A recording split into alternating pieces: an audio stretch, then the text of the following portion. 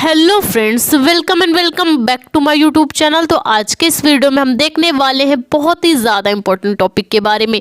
तो हम क्या करेंगे आज के इस वीडियो में 12th केमिस्ट्री के सभी महत्वपूर्ण डेरिवेशंस को आज के इस वीडियो में देखने वाले। ठीक है, सभी जो आज के डेरिवेशन है वो बहुत ही ज़्यादा इंपॉर्टेंट, ठीक है, हर साल ज़्यादातर बोर्ड एग्जाम में पूछे जाते हैं। ठीक है, तो बिना आपका टाइम वेस्ट किए स्टार्ट करते हैं हमारे आज के डेरिवेशन। तो क्वेश्चन देख लीजिए।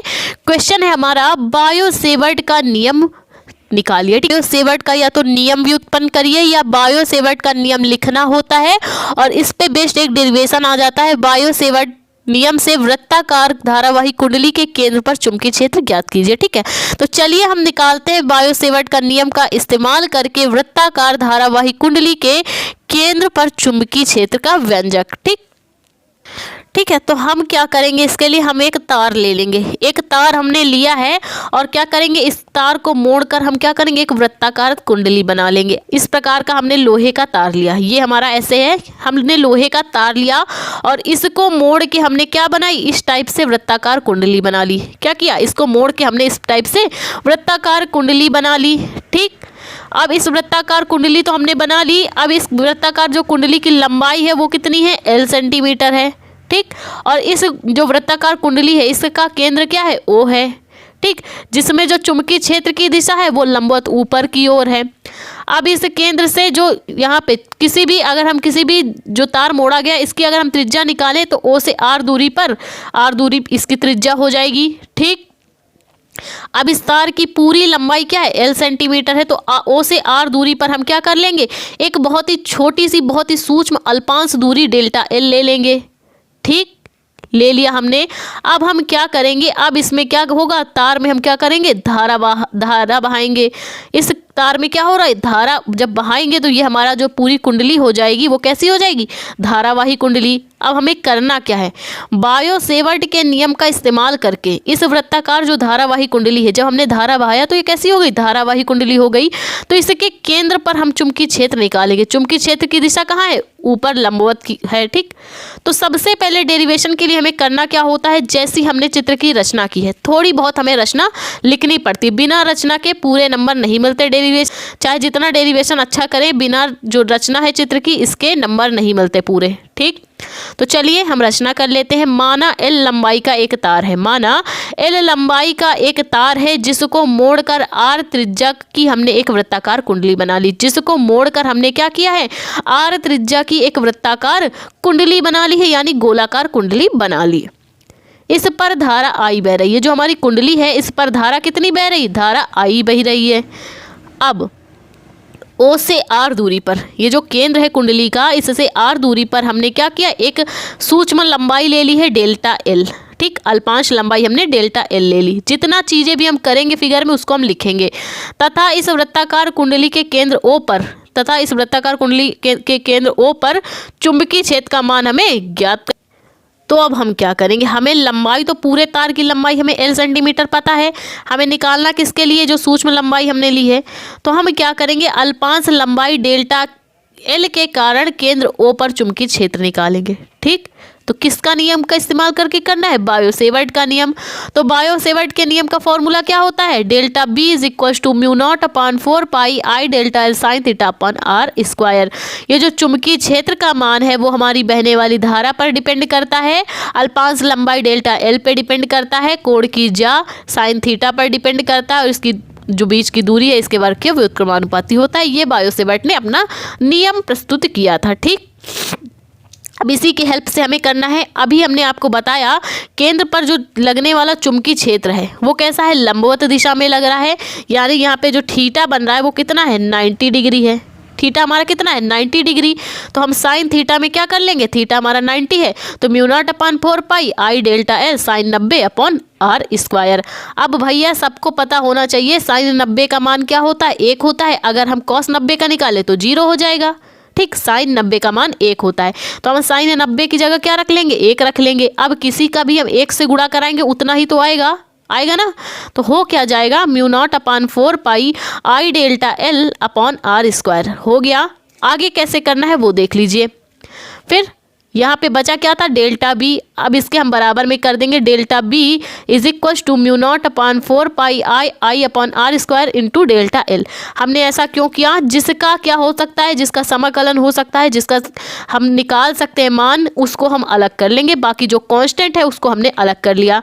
ठीक है, तो हम क्या करेंगे, सिग्मा ले लेंगे। सिग्मा ले लीजिए, चाहे आप समाकलन कर लीजिए। ठीक है, तो हमने क्या किया है, दोनों पक्षों पर सिग्मा ले लिया तो हो क्या जाएगा, हमने यहाँ पे delta b, sigma delta b is equal to mu not upon 4 pi I upon r square into sigma delta l. Delta l का मान निकाल सकते हैं ना हम।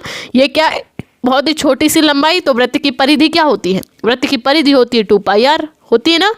तो हम क्या करेंगे, डेल्टा 1 का जब समाकलन निकालें या फिर हम सिग्मा निकालें तो क्या हो जाएगा, 2 पाई आर। तो यहाँ पे जो डेल्टा बी था अब ये बी में परिवर्तित हो गया। ठीक, अगर हम क्या करते, समाकलन भी निकालते तो यहाँ पे बी हो जाता। तो मान क्या आ जाएगा, mu not upon 4 pi I upon r square, और वृत्त की परिधि होती है 2 पाई आर। ठीक, तो हमने क्या कर लिया, 2 पाई आर। देख सकते हैं आप, ये पाई से ये पाई कैंसिल हो जाएगा, 2 दूनी 4 हो जाएगा, 2 से कट जाएगा, एक आर से एक आर कट जाएगा, एक आर बच जाएगा, यहाँ पे 2 बच जाएगा। ठीक, तो देख सकते हैं आप, निकल के मान क्या आया हमारे, b is equal to mu not upon 2 I upon r. कैसे आया, 2 दूनी 4 तो 2 आ गया, पाई से पाई कैंसिल आउट हो गया, आर से आर कैंसिल आउट हो गया, एक आर बच गया। ठीक, तो ये हमारा क्या निकल के आ गया, जब तार के हमने फेरे नहीं निकाले तब चुंबकीय क्षेत्र का मान आया। ठीक, अगर हम मान ले कि जो हमने तार लपेटा है इसमें कई सारे फेरे हैं, इसमें कितने हैं, कई सारे फेरे हैं, यानी तार, ये जो कुंडली है इस पे n फेरे हैं। ठीक, माना कुंडली पे n फेरे हो, तब हमारा सूत्र क्या निकल के आएगा, b is equal to mu not n I upon 2 r. ठीक, क्या हो जाएगा, कुंडली में जब n फेरे हो तब इसके केंद्र पर चुंबकीय क्षेत्र क्या हो जाएगा, b is equal to mu not n I upon 2 r. ठीक है, तो ये हमारा क्या निकल के आया, बायो सेवर्ट नियम का इस्तेमाल करते हुए वृत्ताकार धारावाही कुंडली के केंद्र पर हमने चुंबकीय क्षेत्र का व्यंजक निकाल लिया। तो चलिए देखते हैं हमारा अगला मोस्ट इंपॉर्टेंट डेरिवेशन कौन सा है। देख सकते हैं आप, हमने क्या किया था, सारे इंपॉर्टेंट डेरिवेशन का आपका एक वीडियो बनाया था, तो उसमें एक डेरिवेशन आपका आया था, हाइगेंस के द्वितीयक तरंगिकाओं के आधार पर प्रकाश के परावर्तन की व्याख्या कीजिए। ठीक है, ये क्वेश्चन इस टाइप से भी आता है, तरंगाग्र किसे कहते हैं, हाइगेंस के द्वितीयक तरंगिकाओं का सिद्धांत लिखिए। ठीक है, तो चलिए हम देखते हैं इस क्वेश्चन को। तो देख सकते हैं आप, सबसे पहले आपको तरंगाग्र जान लेना चाहिए। तो हम तरंगाग्र को कैसे डिफाइन करेंगे, यदि हम किसी माध्यम में कोई ऐसा पृष्ठ खींचे, या फिर यदि किसी माध्यम में कोई तरंग संचरित हो रही हो। ठीक, मान लीजिए ये क्या है, आपका कोई माध्यम है। ठीक, ये वाला जो गोल गोल है ये क्या है, आपका कोई माध्यम है। अब इसमें क्या हो रहा है, इसमें कोई तरंग संचरित हो रही है। ये क्या है, आपका कोई माध्यम है, उसमें क्या हो रहा है, तरंग संचरित हो रही है।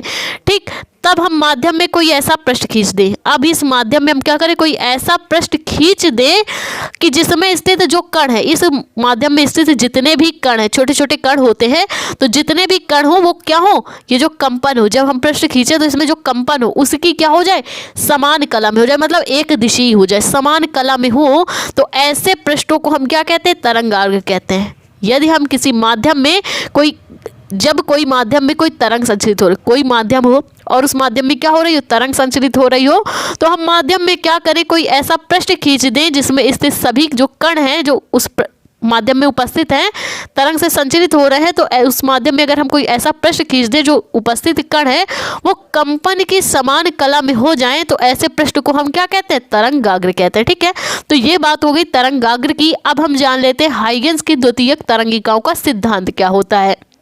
ठीक है, तो ये है हाइगेंस की द्वितीयक तरंगिकाओं का फिगर। उन्होंने किया क्या था, जो आपके वैज्ञानिक है हाइगेंस, इन्होंने क्या किया था, ईथर लिया था। ठीक है, ईथर के माध्यम में हाइगेंस की द्वितीयक तरंगिकाओं का सिद्धांत प्रतिपादित किया था। ठीक, तो हाइगेंस की द्वितीयक तरंगिकाओं का सिद्धांत क्या है, जब कोई कंपन स्रोत, ये क्या है, ये आपका तरंग स्रोत है, ये आपका क्या है, ये हमारा है तरंग स्रोत। जिस प्रकार आपकी टॉर्च होती है ना, टॉर्च में क्या होता है, जब हम टॉर्च को खोलते हैं तो वो क्या हो जाती है, तरंग स्रोत हो जाती है। ठीक है, हर तरफ जो होती है उसकी प्रकाश की किरणें बहने लगती हैं। तो ये क्या है, हमारा सूर्य है, चाहे आप सूर्य समझ लीजिए, चाहे कोई भी तरंग स्रोत समझ लीजिए। ठीक, तो ये हमारा तरंग स्रोत है। ये जब क्या होता है, जब यह तरंगे बिखेरता है तो क्या होता है, चारों तरफ बिखेरता है। ठीक, तो हम क्या कर दे, इस माध्यम में कोई ऐसा पृष्ठ खींच दे। देख सकते हैं आप, हमने क्या किया, एक ऐसा पृष्ठ माध्यम में खींच दिया। अब इसमें क्या हो रही थी, तरंग तरंग संचरित हो रही थी। तो हम क्या करें, इस माध्यम में कोई ऐसा पृष्ठ खींच दे जो इसमें उपस्थित जितने भी कण है वो क्या हो जाए, जहां पे भी हमने पृष्ठ खींचा उसकी समान कला में हो जाए। किस प्रकार हो जाए, समान कला में। देख सकते हैं आप, जितने भी कण हो कंपन की समान कला में हो जाए तो ऐसे पृष्ठों को हम क्या कहते हैं, तरंगाग्र कहते हैं। ठीक है, और जो भी कण कंपन की समान कला में होंगे, ठीक, तो उसमें उपस्थित हर कण क्या होगा, एक नए तरंग स्रोत का नया तरंग स्रोत बन जाता है। ठीक, किस प्रकार से इसकी व्याख्या की थी हाइगेंस ने, जब कोई कंपन स्रोत तरंगे उत्पन्न करता है, जब कोई कंपन स्रोत तरंगे उत्पन्न करता है तो उसके चारों ओर जो माध्यम, उन्होंने कौन सा माध्यम लिया था, ईथर पे ये प्रयोग किया था। ठीक, जब कोई कंपन स्रोत तरंगे उत्पन्न करता है तो उसके चारों ओर जो माध्यम यानी ईथर के जो कण हैं कंपन करने लगते हैं। ठीक, किसी भी माध्यम के कण हो वो कंपन करने लगते हैं। ठीक, सभी कण अगर कंपन की समान कला में हो, अगर जो सभी कण है उस माध्यम में उपस्थित है वो क्या हो, कंपन की समान कला में हो, तो उसे हम क्या कहते हैं, तरंगाग्र कहते हैं। जब कोई कंपन स्रोत तरंगे उत्पन्न करता है तो उसके चारों ओर स्थित माध्यम के जो कण हैं वो कंपन करने लगते हैं, और ये जो कंपन है वो कण की कंपन में जो कण उपस्थित है वो कंपन समान कला में करें तो ऐसे कंपन को हम क्या कहेंगे, तरंगाग्र कहेंगे। ठीक, अगला क्या बताया था उन्होंने नियम, माध्यम में जहां भी तरंगाग्र पहुंचता है, माध्यम में जहां भी तरंगाग्र पहुंचता है, मतलब ये जो कण समान कला में कंपन करते हुए जाते हैं तो उसे क्या कहा जाता है, तरंगाग्र कहा जाता है। तो माध्यम में जहां जहां भी तरंगाग्र हमारा पहुंचता है वहां पर स्थित जो प्रत्येक कण है, प्रत्येक कण एक नया तरंग स्रोत बन जाता है। ठीक, जिस प्रकार ये हमारा क्या है, ये एक तरंग स्रोत है, तो उसी प्रकार जो माध्यम के जो सभी कण है जो कंपन की समान कला में, देख सकते हैं हम ये कण क्या है, कंपन की समान कला में है, तो इसमें उपस्थित जो प्रत्येक कण है वो एक नया तरंग स्रोत बन जाता है। ऐसा हमारा प्रयोग किसने किया था, हाइगेंस ने किया था। तो ये हमारा क्या है, हाइगेंस की द्वितीयक तरंगिकाओं का सिद्धांत है। ठीक है, तो चलिए देखते हैं हमारा अगला मोस्ट इंपॉर्टेंट जो डेरिवेशन है वो कौन सा है। अगला हमारा क्वेश्चन है, गॉस की प्रमेय का निरूपण कीजिए। ठीक है, गॉस की प्रमेय को सिद्ध करिए या फिर गॉस की प्रमेय के जो अनुप्रयोग हैं उससे कोई ना कोई डेरिवेशन। ये तो कंफर्म है कि गॉस की प्रमेय से कुछ ना कुछ तो आएगा, चाहे गॉस की प्रमेय आ जाए चाहे गॉस की प्रमेय के अनुप्रयोग से आ जाए, ये तो कंफर्म है कि आएगा। ठीक, तो सबसे पहले क्वेश्चन कभी कभी क्या होता है, इस टाइप से आता है कि गॉस की प्रमेय बताइए और गॉस की प्रमेय के लिए व्यंजक स्थापित कीजिए। ठीक, तो सबसे पहले हमें गॉस की प्रमेय पता होनी चाहिए। तो गॉस की प्रमेय क्या होती है, किसी भी वैद्युत क्षेत्र में, कोई भी वैद्युत क्षेत्र हो सकता है, ठीक है, उसमें स्थित जो बंद पृष्ठ है, हम क्या करें, वैद्युत क्षेत्र में कोई बंद पृष्ठ ले लें, ऐसा बंद पृष्ठ ले लें जहाँ पे क्या हो, कोई भी स्पेस ना हो, कहीं पे भी खुली जगह ना हो, वो पृष्ठ कैसा हो, पूरी तरह से बंद हो। जैसे कोई चूड़ी होती ना गोल गोल, वो कैसी है, बंद पृष्ठ है। ठीक, तो वैद्युत क्षेत्र में हमें क्या करना है, कोई बंद पृष्ठ लेना है जिससे जो निकलने वाला संपूर्ण वैद्युत फ्लक्स का मान होगा, जिससे जो निकलने वाले जो संपूर्ण वैद्युत फ्लक्स का मान होगा फाई ई, ठीक, उस पृष्ठ द्वारा, इस पृष्ठ द्वारा घिरे नेट आवेश का, इस पर जो जितना भी आवेश लग रहा है, इस पर क्यू आवेश लग रहा है, इसका क्या होगा, ये जो बंद पृष्ठ है इससे जो निर्गत वैद्युत फ्लक्स है या चुंबकीय फ्लक्स है, इस पृष्ठ में जो इस पूरे पृष्ठ का जो निर्गत संपूर्ण वैद्युत फ्लक्स का मान होगा, इस पर लगने वाले आवेश का 1/ε0 गुना होगा। ये क्या है, गॉस ने अपनी प्रमेय दी है। वैद्युत क्षेत्र में स्थित बंद पृष्ठ से निर्गत संपूर्ण वैद्युत फ्लक्स का मान उस पृष्ठ द्वारा परिबद्ध नेट आवेश का 1/ε0 गुना होता है। ये क्या है, गॉस की प्रमेय है। फॉर्मूला क्या होता है, phi E is equal to integral vector E dot vector D A. क्या होता है, phi is equal to integral vector E dot vector D A, ठीक, is equal to 1/ε0 into Q. ठीक, आप चाहे तो फॉर्मूला इस प्रकार से भी लिख सकते हैं, integral vector E dot vector D A is equal to Q upon ε0। ठीक, अगर हम क्या करें, ये जो डॉट है इसको हटा दें तो क्या होता है फॉर्मूला, जब हम अनुप्रयोग में यूज करते हैं, ई डॉट डी ए कॉस थीटा, ये होता है। ठीक है, तो चलिए हम क्या करते हैं, गॉस की प्रमेय को प्रूफ कर लेते हैं। तो सबसे पहले आप क्या करिए, फिगर समझ लीजिए। तो हमने क्या किया है, इसके लिए एक बंद पृष्ठ लिया है, एक बंद पृष्ठ लिया है जिसका क्षेत्रफल क्या है, ए है। ठीक, अब हमने क्या किया, इस बंद पृष्ठ का एक केंद्र मान लिया है ओ। ठीक, इस केंद्र पर जो आवेश लग रहा है वो क्या लग रहा है, प्लस क्यू आवेश लग रहा है। इस जो पृष्ठ है, ये जो बंद पृष्ठ, इस पर प्लस क्यू आवेश गतिमान आवेश है। ठीक, अब हमें करना क्या है, इसके केंद्र ओ से आर दूरी पर एक बिंदु पी है जहां पे हमें क्या करना है, चुंबकीय क्षेत्र की तीव्रता का मान निकालना है। ठीक है, तो इस जो पृष्ठ में है पूरा क्षेत्रफल, पूरा संपूर्ण क्षेत्रफल का मान क्या है, ए है। तो हम क्या करेंगे, यहाँ बिंदु पी पर मान निकालना है हमें, तो यहाँ पे क्या करेंगे, एक लघु क्षेत्रफल ले लेंगे, बहुत छोटी सी जगह ले लेंगे डी। उसके लिए हमें क्या करना होगा, फ्लक्स का मान हमें निकालना है। ठीक, तो चलिए निकालते हैं। तो किसी का भी डेरिवेशन करने से पहले जो हमने चित्र में रचनाएं की है उसको थोड़ी बहुत लिखनी होती है। ठीक है, तो चलिए हम रचना लिख लेते हैं। तो हमने किया क्या है, माना एक बंद पृष्ठ है, माना एक बंद पृष्ठ है जिसका क्षेत्रफल क्या है, ए है। माना एक बंद पृष्ठ है जिसका क्षेत्रफल ए है। इसके बिंदु ओ पर, इस पृष्ठ के बिंदु ओ पर एक आवेश प्लस क्यू रखा है। क्या रखा है, इस पृष्ठ के केंद्र पर एक आवेश प्लस क्यू रखा है। ठीक है, बिंदु ओ से, इस बिंदु ओ से आर दूरी पर एक बिंदु पी स्थित है, जहां पर हमें क्या करना है, हमने लघु क्षेत्रफल कितना लिया है, डी लिया है, और इस पर हमें क्या करना है, हमें वैद्युत क्षेत्र की तीव्रता का मान निकालना है। तो वैद्युत क्षेत्र की तीव्रता का फॉर्मूला क्या होता है, तीव्रता का फॉर्मूला होता है E = 1/4πε0 Q/r²। ठीक, ये क्या होता है, वैद्युत क्षेत्र की तीव्रता का फॉर्मूला होता है। इसको हम क्या कर लेंगे, समीकरण 1 मान लेंगे। ठीक, हमने मान लिया समीकरण 1। अब हमें करना क्या है, संपूर्ण फ्लक्स के लिए तो हमें फॉर्मूला पता है, लेकिन इस छोटे से जो हमने छोटा सा क्षेत्रफल लिया इसके लिए हमें फ्लक्स नहीं पता, तो हम क्या करेंगे, इसके लिए निकालेंगे।